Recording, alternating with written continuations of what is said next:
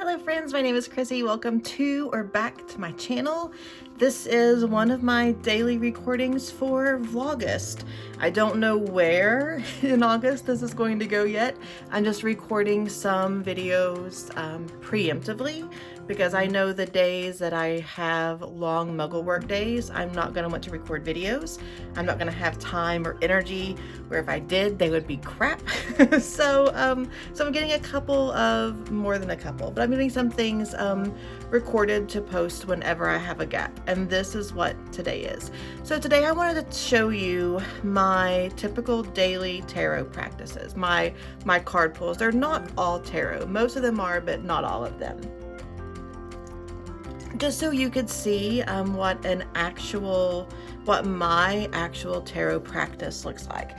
I am going to be drawing my cards for the day as we go, and then I will just watch this video honestly probably as soon as I'm done and go ahead and do my journaling through these card practices. So in the morning I sit down with a couple of things. I have the deck that I use for my anchor practice, and I go over this in Draw Me Like One of Your French decks, the tag from a couple of weeks ago. I go through the first part of this process, so if you've seen that video, feel free to skip until you see different decks show up. So the first deck I use for my anchor card is my deck, the Narrative Alchemy Tarot, and I'll just walk you through. We'll go ahead and draw for today. So I shuffle for myself. I shuffle until it feels right.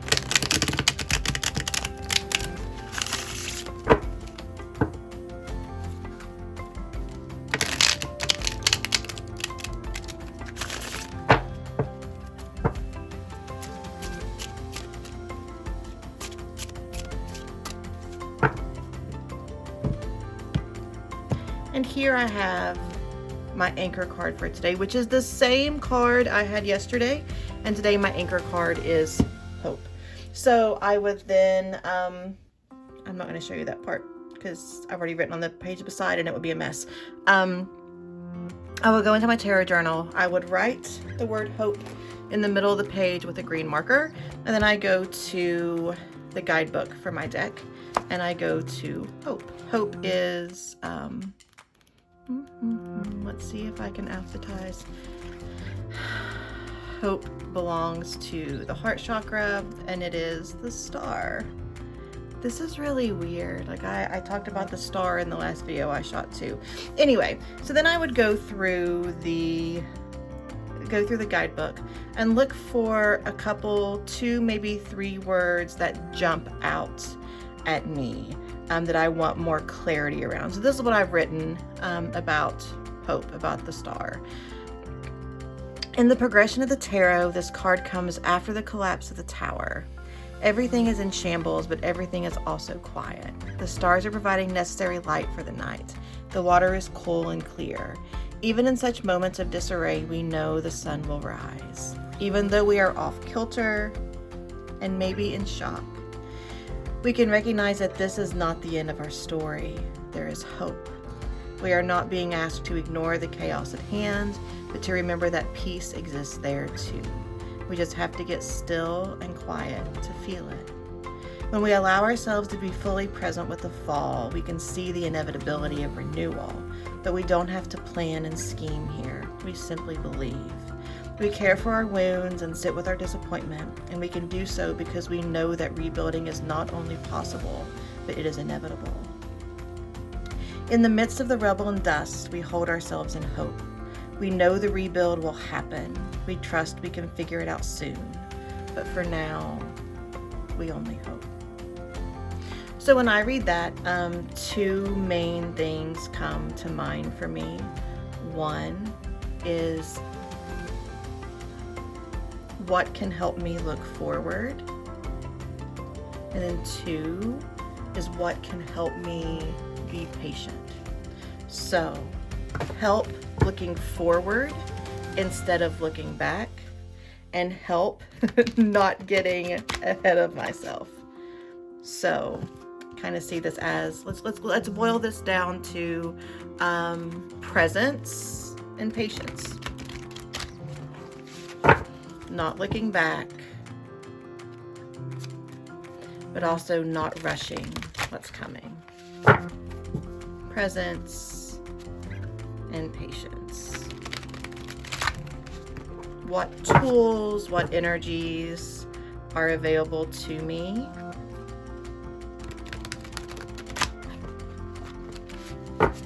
As I look for presence and patience.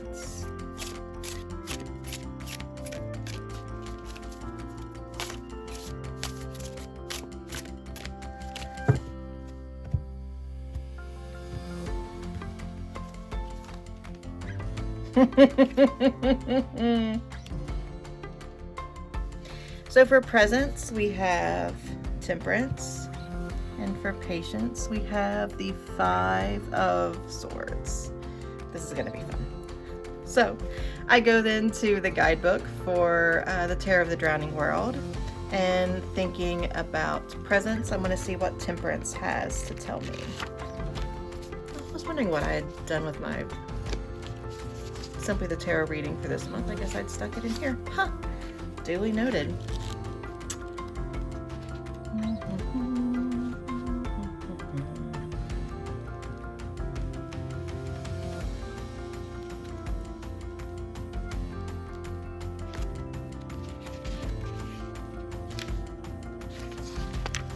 So I've read the guidebook before, so I'm just going to flip to the medicine. So this is for presence. Harmony is achieved through skillful balance and sensible moderation. The vessels mingle their contents rather than remaining separate or pure. A prudent taste satisfies a hankering. Through combination and coordination, 2 opposites can be enjoyed. So I see this as not the way I stay present and not look toward the past is to just allow it to be what it is. To see the balance, the synthesizing, the what has been created, what is between the cups instead of the cups themselves. So not thinking how did I get here, but thinking where am I? Looking at the water that flows between the cups, not what the 2 cups themselves are. That's how I'm reading temperance, as how I stay present. And then moving to how I stay patient. What can help me be patient is the 5 of Swords.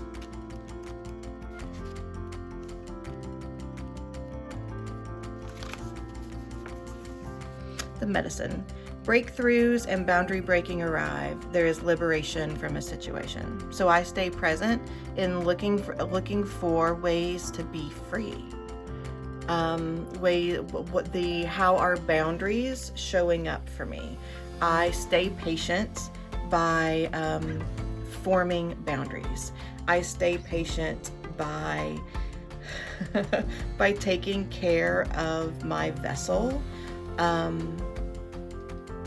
Sorry for the car alarm going off in the background. I stay present by focusing on my body and my boundaries. So I maintain hope by focusing on the what is happening, not the why or the how or the who made it happen. And I keep my patience by maintaining my physical and body boundaries. So that is my that's my morning read. Now I'm going to go ahead and clear my space, get it ready for what I try to do either at lunch or at the end of the day, which is like my academic, my study read. So I'll get us set up for that.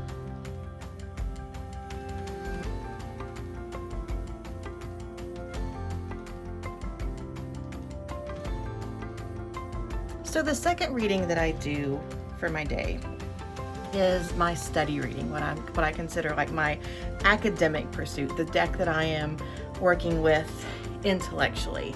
And I am working right now with the Tarot Volatile, The day I'm recording this, we haven't started Inner Wands Tarot School yet, so I don't have the structure of that program yet, but I wanted to go ahead and start working with Tarot Volatile as soon as I received it. So the pattern that I'm working with the deck right now is a process that I learned from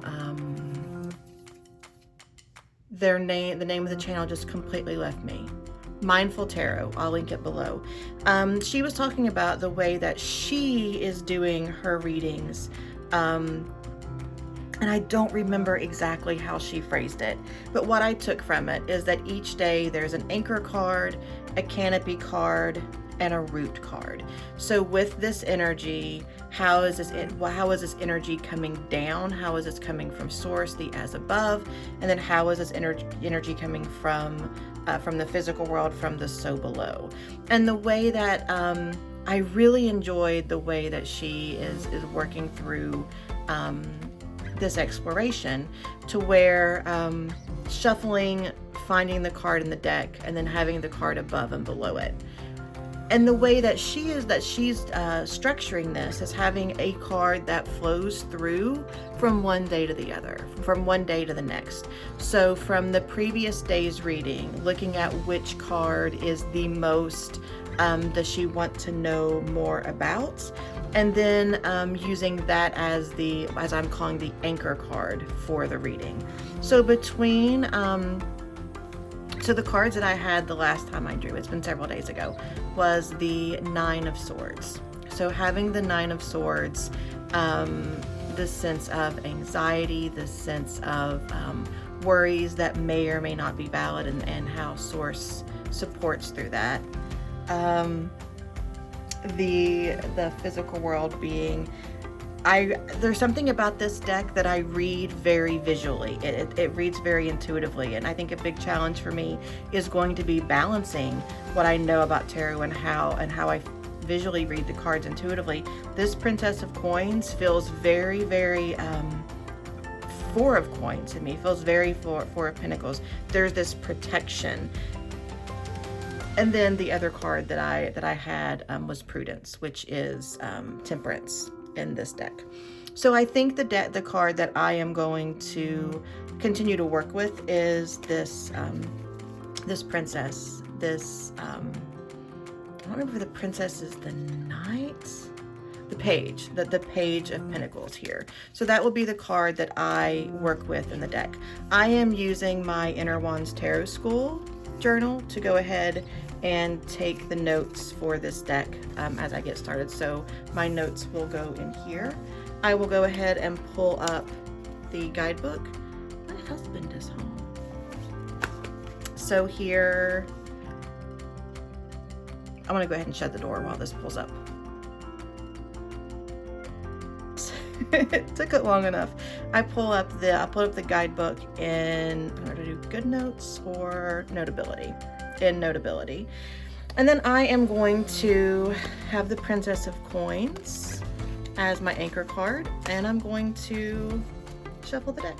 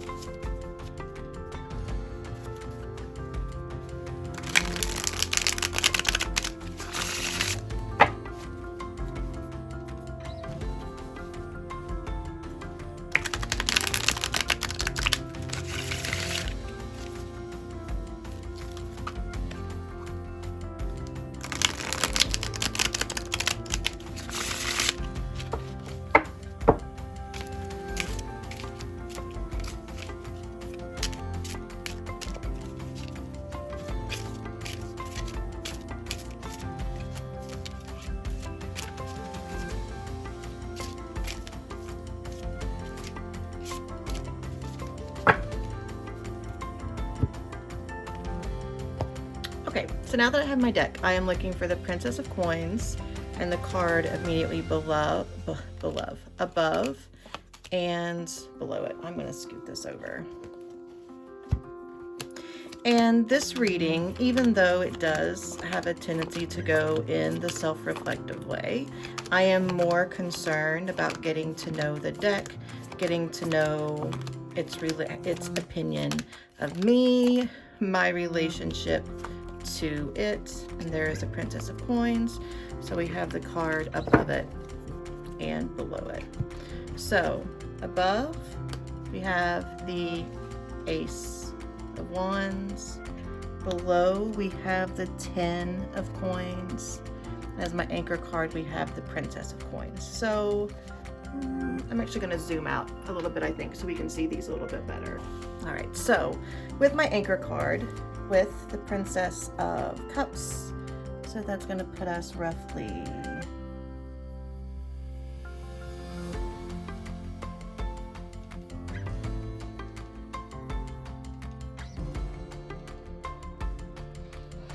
all right, so having this energy, I'm sorry, not cups, coins.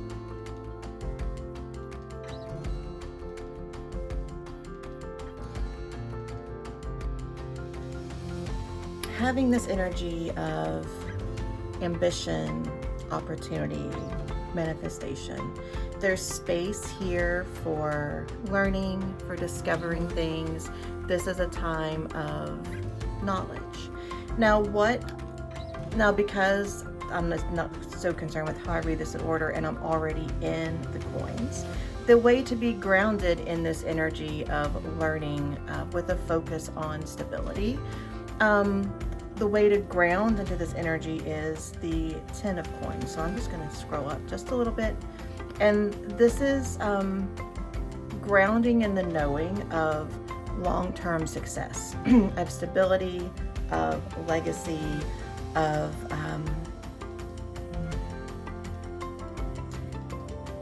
inability to fail, right? That's how I read this. That being encouraged to lean into what I want to learn, what I want to be, how I want to focus both my knowledge and my efforts. And the grounded piece of this is I can't fail. This is what is coming. This sense of legacy and success, that I am supported by by the earth, by my body, by my family. And then the as above, we have the Ace of Wands.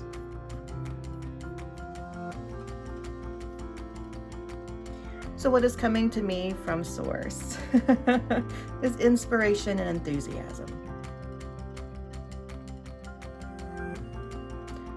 Steadiness. There's this fire coming below that's being handed to me. And that there's this awareness of like, don't let it burn out too fast. When we have the fire and the wooden wand, there is that awareness in this also. So yeah, I want to learn. I am grounded. I have the support that I need, and I will receive the inspiration that I need. So to me, this is just confirmation that I don't have to hold things so tightly, right? That I have the inspiration and I have the support that I need. I would put this in my journal, and that would be the end of this part of the reading. So let me clean this up and I'll show you what my evening reading looks like.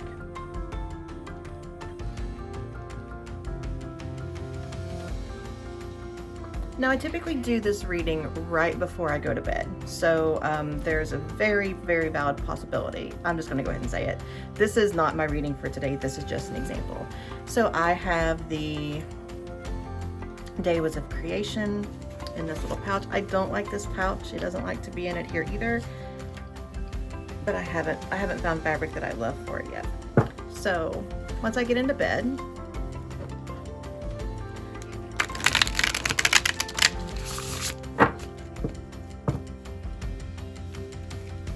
I shuffle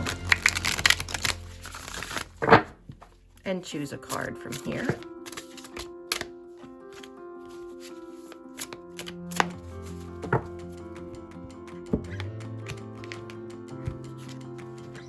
here we have 52. 52 is autumn. Now I'm gonna be honest, I don't do like a big major read of this. I see this card, I do a little bit of a read. The thing I'm most interested in is what chakra does this speak to for me. Autumn is a time of letting go. It reminds us to reflect on our lives and let go of what we no longer need, decluttering not only the stuff, but the habits, attachment, ways of thinking. Mellow warmth of the fall, gentle mists, soft colors, allowing the leaves to fall or fly where they may. In the quiet, we sense the answers we seek blowing in the wind. This feels very root to me. Feels root and third eye, like the root in being present with this process, and the third eye with trusting where it's going. So from there, I would open my little pouch. I would get out my root oil. These are from Revive, which is Into the Woods, and my third eye, which is Courage. I would put these two on my body somewhere. I usually do one on the soles of my feet and one on the sides of my neck. And then I have the little geomancy tokens from James R. East. I usually just pick out of the bag, but I pick one of these. And then this is the representation of which of my spirit guides, which of my spiritual energetic support team is going to join me on this meditation this evening. So then when I go to bed, once I turn off the lights, I do a little Reiki practice for myself, a visualization practice where I bring myself into this picture as much as I can remember. I invite in my spirit guide, represented by whichever of the 8 tokens. I don't have the whole packet in here, I just have 8. Whichever of those feels the strongest. Sometimes other guides show up as well, I'm not gonna lie. And this is what I experience, this picture with my guide. Sometimes it goes completely away from that, but this is where I start as the meditation that leads me into sleep. So those are my 3 main, pretty much daily. I'd say if not absolutely daily, at least, why is it that? At least 5, if not 6 times a week. My daily practices with my cards for the last few months in the summer of 2022. If you have any questions, let me know. I do offer tarot reflection readings and Reiki sessions on my website. I would be happy to have you along for those. Have a great day. I would love to hear about your daily practices and look forward to seeing you next time. Bye.